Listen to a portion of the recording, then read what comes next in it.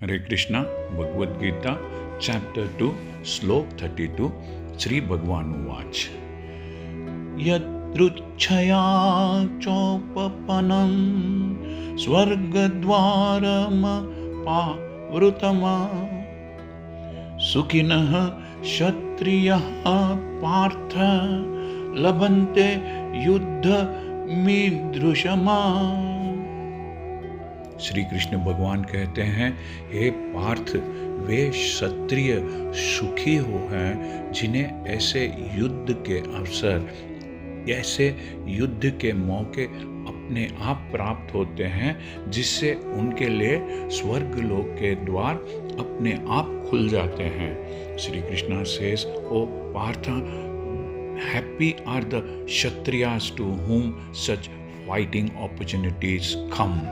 Such opportunities open the door of heavenly planets for them. विश्व के परम गुरु भगवान कृष्ण अर्जुन की इस प्रवृत्ति की आलोचना करते हैं, क्रिटिसाइज करते हैं, जब वह यह कहता है कि उसे इस युद्ध में कुछ भी लाभ नहीं दिख रहा है और यह भी कहता है कि इससे नर्क में शाश्वत वास करना होगा, अर्थात नर्क में हमेशा के लिए रहना पड़ेगा।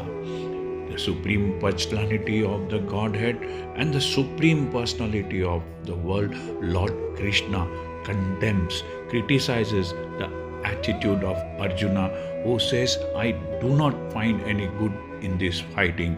It will just be a cause for permanent habitation in the hell.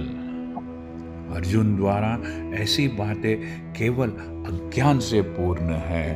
Such statements by Arjuna were due to ignorance only. Arjun अपने स्वधर्म के आचरण में अहिंसक बनना चाहता था, नॉन वायलेंट बनना चाहता था, किंतु एक क्षत्रिय के लिए युद्ध भूमि में स्थित इस प्रकार अहिंसक बनना मूर्खता का प्रदर्शन है। Arjuna wanted to become non-violent in the discharge of his specific duty.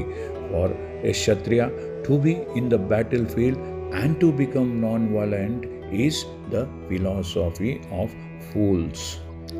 महर्षि व्यासदेव के पिता पराशर ने कहा है कि क्षत्रिय का धर्म है कि वह सभी क्लेशों से, सभी तकलीफों से, सभी खतरों से नागरिकों की रक्षा करे।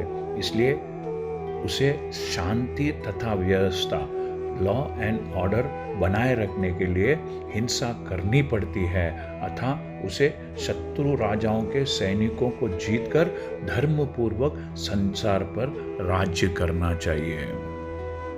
यदि सभी पक्षों पर, इन ऑल एस्पेक्ट पर विचार करें तो अर्जुन को युद्ध से विमुख होने का कोई कारण नहीं था। यदि वह शत्रुओं के राजाओं को जीतता है तो राज्य भोग करेगा, और यदि वह युद्ध भूमि में मारा जाता है तो स्वर्ग को जाएगा, जिसके द्वार उसके लिए खुले हुए हैं। युद्ध करने से उसे दोनों ही तरह लाभ होगा। Considering all aspects, Arjuna had no reason to refrain from fighting. If he should conquer his enemies, he would enjoy the kingdom, and if he should die in the battle, he would be elevated to the heavenly planets whose doors were wide open to him.